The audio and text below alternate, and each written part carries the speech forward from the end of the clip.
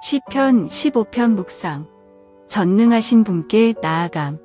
시편 15편 1절. 여호와여, 주의 장막에 머무를 자 누구오며 주의 성산에 사는 자 누구오니이까. 우리들이 인식한 위험에 나아갈 때 두려움과 조심스러움이 우리를 지배하기도 합니다. 우리는 가볍게 타오르는 불길이나 급경사 혹은 위험한 동물들에게 다가가지 않습니다. 그리고 우리는 어떤 대가를 치르고서라도 우리를 해하려고 하는 무장한 사람들이나 난폭한 이들로부터 피하려 합니다. 그러한 상황들이나 많은 경우 우리는 뒷걸음질 치고 안전한 거리를 유지하려고 합니다.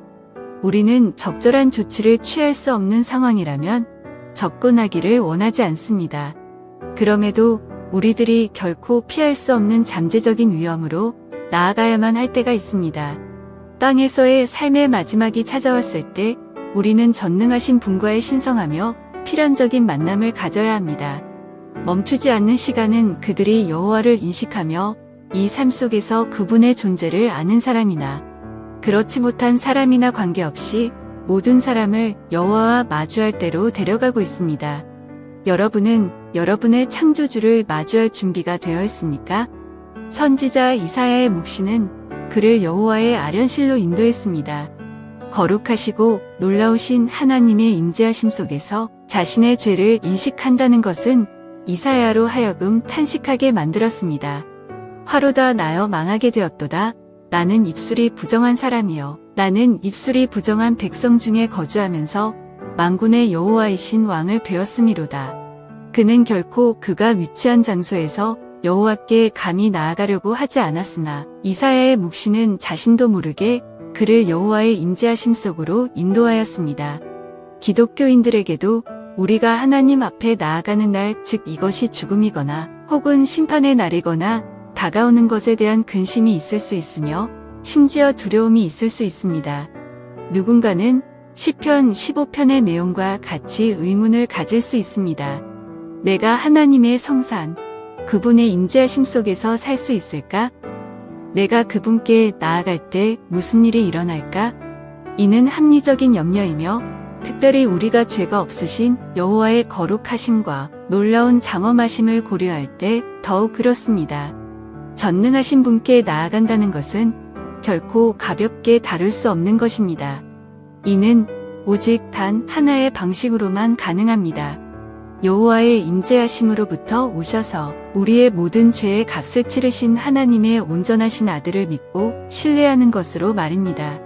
십자가에서 그분께서는 죄의 값을 치르심과 결부된 그분의 온전하신 의로우심으로 신자들에게 확신을 가지고 여호와를 마주할 수 있는 모든 것을 주셨습니다. 그리스도께 속한 자들은 지금도 영원한 영광 속에서 살아계시고 다스리시는 그리스도와 함께하기를 기다립니다.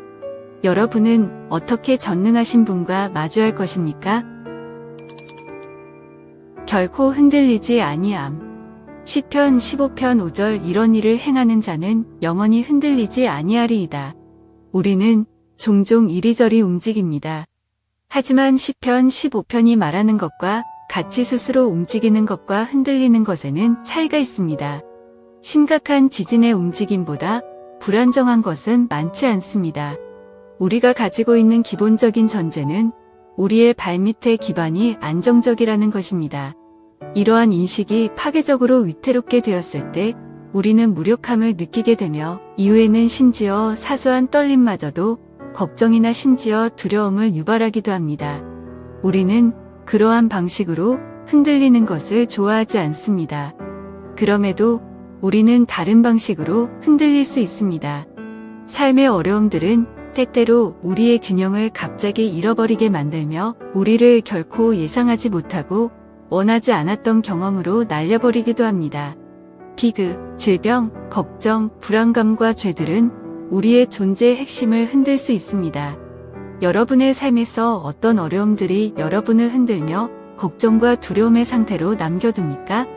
우리 자신은 스스로 믿고 싶어하는 것처럼 강하거나 견고한 존재가 아닙니다. 부서지고 죄악된 세계는 격변과 통제할 수 없는 힘들로 가득하기에 어떻게 사람이 참된 안정과 안전을 찾을 수 있겠습니까? 다윗은 시편을 그가 결코 흔들리지 않을 것이라는 확신으로 끝냈지만 어째서 그는 그렇게 확신할 수 있습니까? 우리의 발밑에 안정적인 기반은 어디에 있습니까?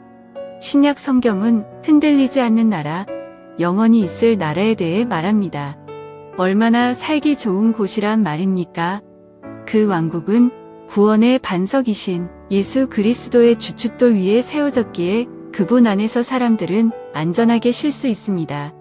하지만 심지어 모세조차도 전능하신 분 앞에서 두려움으로 흔들렸습니다. 만약 모세가 흔들렸다면 우리는 자신의 죄에 대해 무엇을 기대해야 하는 것입니까?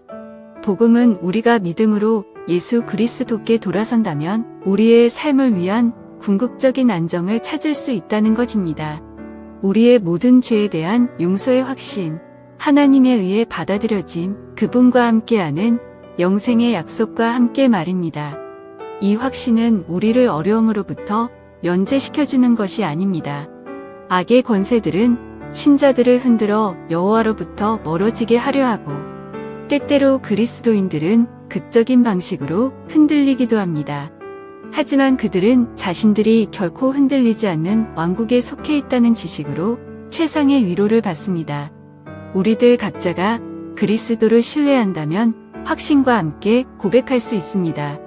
나는 영원히 흔들리지 아니하리이다. 그것이야말로 분명 굳건한 기반입니다. 아멘.